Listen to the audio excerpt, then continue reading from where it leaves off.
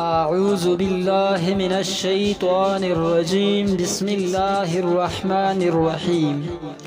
حضرت سہل بن سعد رضی اللہ عنہ بیان کرتے ہیں کہ ایک عورت رسول اللہ صلی اللہ علیہ وسلم کے پاس آئی اور عرض کرنے لگی کہ حضور صلی اللہ علیہ وسلم، میں نے اپنے آپ کو آپ صلی اللہ علیہ وسلم کے حوالے کر دیا۔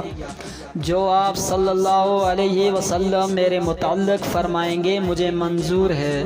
آپ صلی اللہ علیہ وسلم نے سر جھکایا، وہ عورت وہیں بیٹھ گئی۔ ایک صحابی نے کھڑے ہو کے عرض کیا، حضور صلی اللہ علیہ وسلم، اگر آپ صلی اللہ علیہ وسلم کو ضرورت نہیں تو میرا ہی اس سے نکاح کروا دیجئے۔ آپ صلی اللہ علیہ وسلم نے فرمایا، تیرے پاس مہر دینے کے لیے کچھ رقم ہے؟ اس نے کہا، اللہ کی قسم حضور صلی اللہ علیہ وسلم، میرے پاس کچھ نہیں ہے۔ آپ صلی اللہ علیہ وسلم نے فرمایا، تو اپنے عزیزوں کے پاس جا کر کچھ لے آؤ۔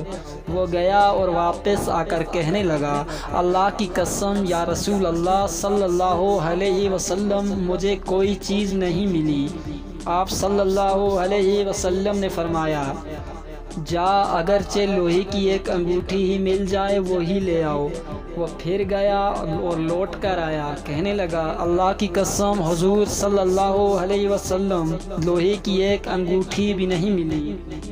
البتہ میری یہ لنگی حاضر ہے، چادر نہیں تھی، آدھی لنگی اس کو دے دوں گا۔ آپ صلی اللہ علیہ وسلم نے فرمایا، بھلا اس لنگی سے کیا ہو سکتا ہے؟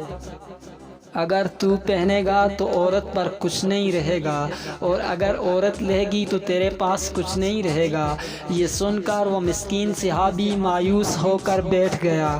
بہت دیر تک بیٹھا رہا، پھر کچھ دیر کے بعد اٹھا اور چل دیا۔ آپ صلی اللہ علیہ وسلم نے دیکھا کہ وہ پیٹھ موڑ کر چل دیا تو فرمایا، اس کو بلاؤ۔ وہ بلایا گیا۔ جب حاضر ہوا تو آپ صلی اللہ علیہ وسلم نے فرمایا، تمہیں قرآن کی کون کون سی صورتیں یاد ہیں؟ اس نے عرض کیا، حضور صلی اللہ علیہ وسلم، فلاں بھی اور فلاں بھی۔ اب شروع ہوئے اور صورتوں کے نام ایک ایک کر کے گنوانے لگے۔